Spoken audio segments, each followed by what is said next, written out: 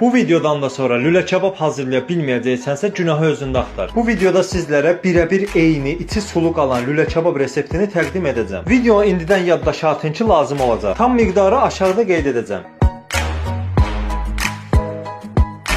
Quzu ətinin qol və yaxud da but hissəsindən istifadə edə bilərsiniz. İlk dəfə bişirənlər çalışsın ki, qol ətindən istifadə etsin ki, çünki but ətinə nisbətdə şişdən düşmə ehtimalı azdır. Əti tikələrə ayır, bir dənə qaba qoy. Erkək quzunun quyruğu daha yaxşıdır ki, şişdən düşməsin. Quyruqlar da qoy ətin üstünə. Belə maça tərəflərinə soyutma da eləyə bilərsən. Hamısını bir yerdə qarışdıranda baxın, yarısı ət görünməlidir, yarısı da yağ. Ət çəkən maşının böyük özündən keçirin.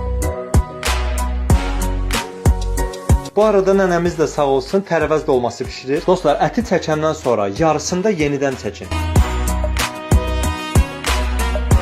Çalışın ki, soğanları xırda-xırda doğrayıb ətə əlavə edəsiniz. Ət çəkən maşından keçirməyin, yoxsa kotlet dadı verəcək. Xırda doğramış soğanları da ətin üstünə əlavə et, duzun vur və qara istiotun vur.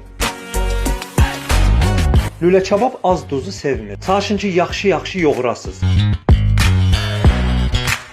Yaxşı yoğurulandan sonra əti bölün hissələrə və çırpmağa başlayın. Ət çırpılıb özün tutmasa şişdə qalmaz. Baxın, belə saqqız kimi olmalıdır. Əlimizə suya vurub təxminən 150 qram qədərində çiftəciklər düzəldirik. Biz bu işi bildiyimizə görə soyuducuda saxlamayıb şişləri də vurub bişirə bilərik. Amma ilk dəfə hazırlayanlar üçün məsləhətdir ki, soyuducuya qoysunlar. Təxminən 1 saat qalandan sonra götür. Lülə kebabın şişi qalın şişlərdən olmalıdır. Əl öyrəşəndən sonra naziyə də vurmaq olar. Kiftəni biraz əlində uzunsov formada düzəlt, şişə vur. Əlvi qaynar suya batırıb kiftələrə naxış ver. Əlvin içində kiftənin şişə möhkəm oturmasını hiss eləməlisən.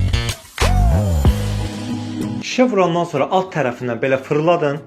Buna aşpaz dilində qıfıl deyirlər. Digər kiftələrdə bu formada şişlərə vurun. Çox da qaynar kömürdə bişməməlidir ki, alovlanmasın. Bu arada manqalı qarışdırandan sonra duz səpin manqalın üstünə. Duz səpiləndə heç vaxt oradan alov çıxa bilməz. Lülə kebabın hər üzü 2 dəfə bişirilir. Hər üzü 2 dəfə bişiriləndən sonra böyür tərəfinə qoyulur. Kebablarımız hazır oldu. Şişdən necə də rahatlıqla çıxdığını və dağılmadığını da görürsünüz. Cəfərli qırmızı soğanla və sumaqla servis edilir. Hazırlayan hər kəsə nuş olsun. Videonu da bəyənməyi unutmayın. Sağ olun, Allah'a əmanət.